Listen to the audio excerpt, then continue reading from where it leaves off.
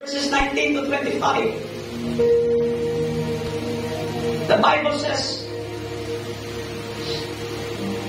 "And when her master saw that the hope of their gains was gone, they caught Paul and Silas and drew them into the marketplace unto the rulers, and brought them to the magistrates, saying, These men being Jews do exceedingly trouble our city, and fetch customs which are not lawful for us to receive, neither to observe, being Romans.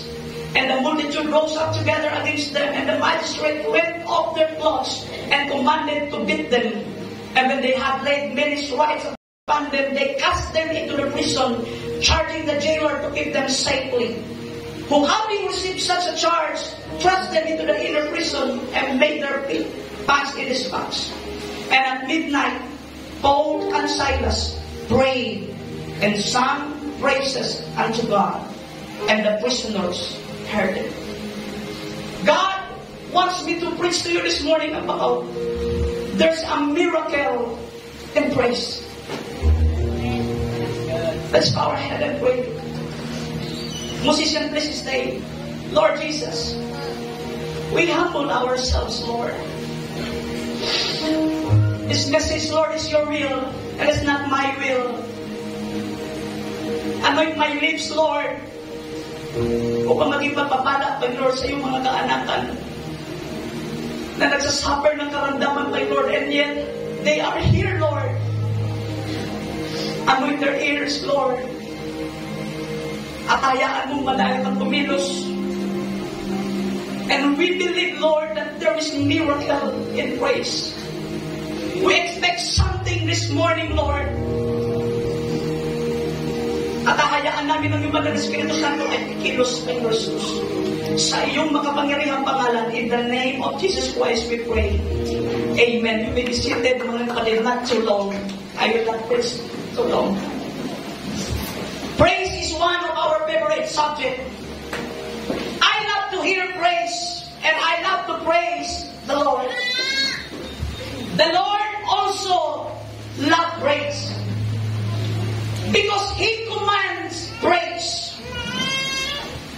At kapag ang Panginoon ang nag-utos na tayo ay magpuri, then He rewards the praiser. Ayaw ko marinig, mga kapatid, ang mga murmurings, ang mga complaints, ang mga sabi-sabi, sapagkat galit ang Panginoon, mga kapatid, sa mga murmurers. Katunayan sa Old Testament, pinapatay ng Panginoon ang mga murmurers o ang mga reklamador. Maraming ang mga Kristiyano ang hindi nakakaalam sa tunay na potential na pagpupuri, because they don't praise. Mas gusto nilang mag-pray kaysa, mga kapatid, mag-praise. And personally, mga kapatid, I believe praise is greater than prayer. Why? Because praise is eternal. In heaven, mga kapatid, we will no longer pray to God. Sapagkat kasama na natin siya. Pero doon sa langit, mga kapatid, puro pagpupuri lamang, puro pagsamba lang sa Panginoon, mga kapatid. Kaya mas ang panalangin pagpupuri ay nananatili magpakailanman. Ang iba mas gusto nilang mag-Facebook, ang iba mas gusto nilang manood ng TV, mga kapatid, kaysa mag-praise. And I tell you, one of the most potential weapons in spiritual warfare is praise. Hindi mo madidiscover at marirealize ang kapangyarihan na pagpupuri kung hindi mo ito itatry. Because some of you, mga kapatid, habang tayo kumakanta, habang tayo nagpupuri, nakatayo lang ang iba, nanonood lang, mga kapatid. And why don't you shake your body, your hands up, praising the Lord and worshiping Him?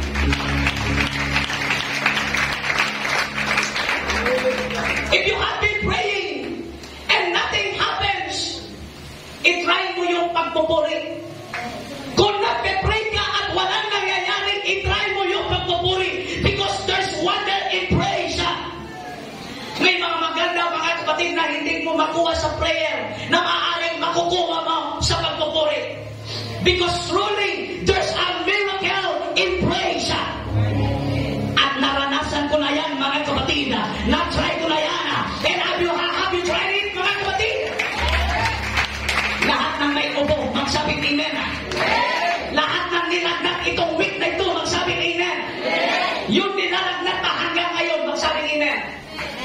konti na lang, pero huwag kayong matakot mga kapatid, walang virus yan.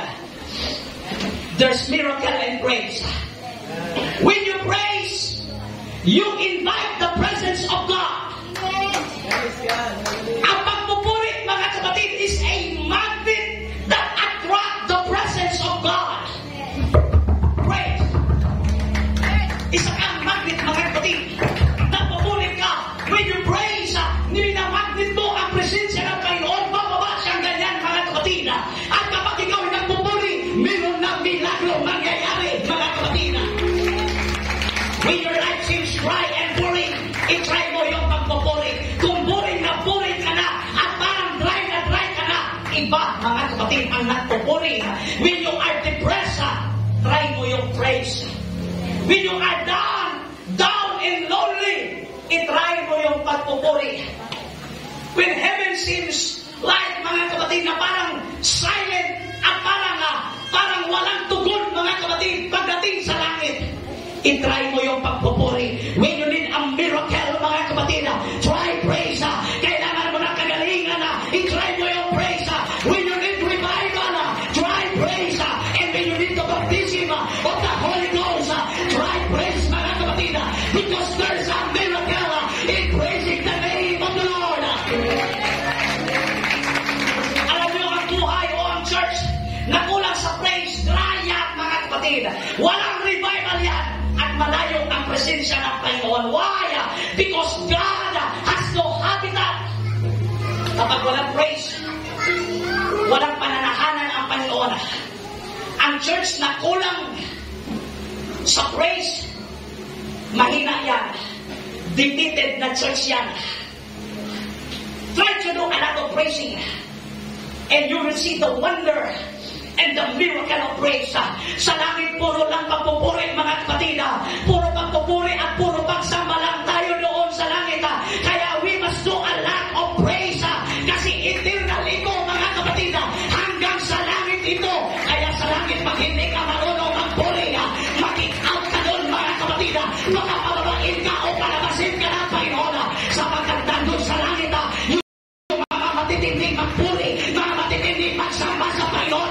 Sapagkat bumababa ang presensya ng Panginoon sa pagsamba. Sa Bible, you can find out the miracle worker power of praise. Halimbawa si King Saul, na napossess, mga kapatid, ng evil spirit. Ang sabi ng Bible, nobody and nothing was able to deliver him. Nung nasapian ng evil spirit, si Haring Saul, walang makapagpalabas. Until, mga kapatid, pinadala si Haring David. Alam niyo ang ginawa, mga kapatid, ni Haring David? Nagpuri lang si Haring David sa pamamagitan ng kanyang harp. At ang sabi ng Bible, mga kapatid, si Haring Saul ay na-deliver mula, mga kapatid, sa pag-aano ng banaan ng evil spirit, sapagkat mayroong dynamite pagdating sa pagpupuri sa Panginoon. Mula sa masamang espiritu, na-deliver si Haring Saul, mga kapatid, dahil lang sa pagsamba at pagpupuri ni Haring David sa pamamagitan ng pagtugtog ng kanyang flauta. Isang makapangyarihang sandata against Satan ang pagpupuri. Ang pagpupuri is like a atomic bomb that will tear down the satanic strongholds. Isipin mo, mga kapatid, na meron kang atomic bomb. Bumagsak, mga kapatid, sa iyong tabi. Kung totoong atomic bomb yan, mga kapatid, lahat ng paligid mo ay sasabog. Ganyan daw, mga kapatid, ang pagpupuri. Na kapag ikaw ay nagpuri sa Panginoon, lahat ng gawa ng kaaway, lahat na nakapalibot ng mga demonyo sa iyo, lahat ng mga bagay na meron kang nararamdaman, mga kapatid, lahat ng ito ay sasabog at magsisipagtaltikan, mga kapatid, sapagkat mayroong milagro sa pagpupuri sa Panginoon.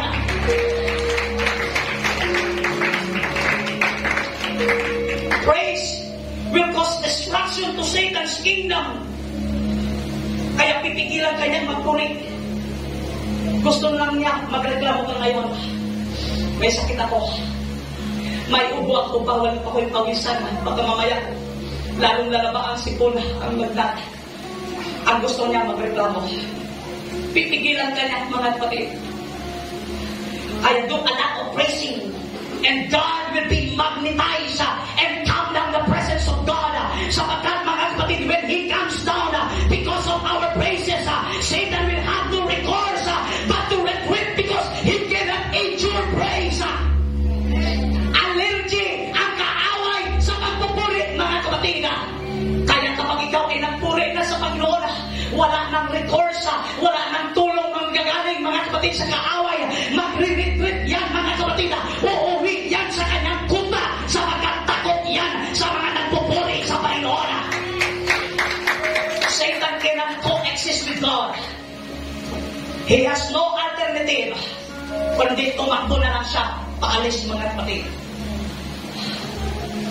Sa Samar, merong isang na-demonize man. Siya po ay napalaya with a new Christian birth. Praise and praise the Lord. Marami ang patutoo patungkol, mga kapatid, sa pagpupuri. Isang nanganganak, suhi, mga kapatid. Alam ba ninyo, naranasan na ba ninyo na kapag kayo nanganak? Ang sabi ng kwento, mga kapatid, walang ibang bukang bibig ang nilagay sa kanyang bibig kundi pagpupuri sa Panginoon. Habang nanganak, hallelujah! Naranasan ko yung Sister David. Wow, praise God. Sabi ng kwento, suhi. Nung itinanganak, mga kapatid, dahil pagpupuri ang lumalabas sa kanyang bibig, naging normal, mga kapatid, ang kanyang panganganak na lumabas ang bibig dahil, mga kapatid, sa pagpupuri.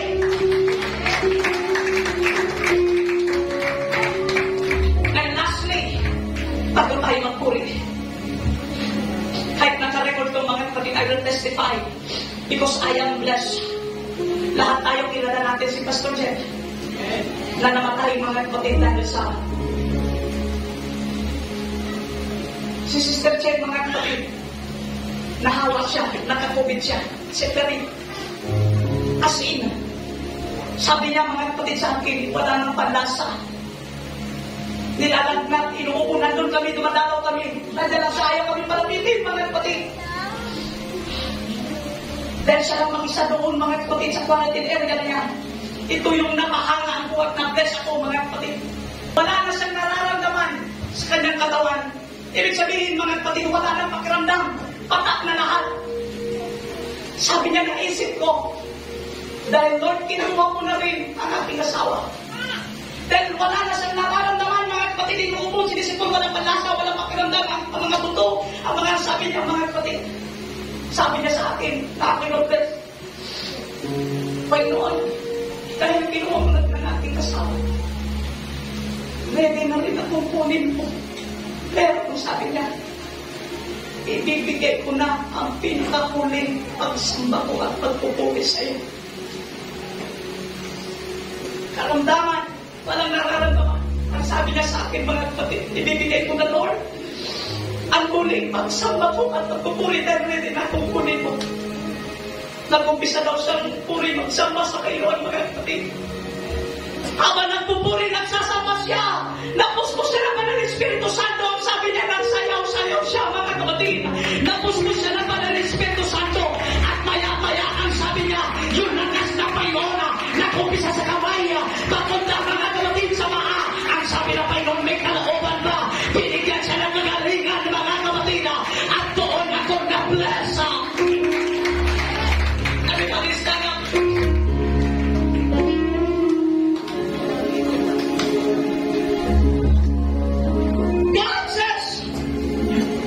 My people is seeking.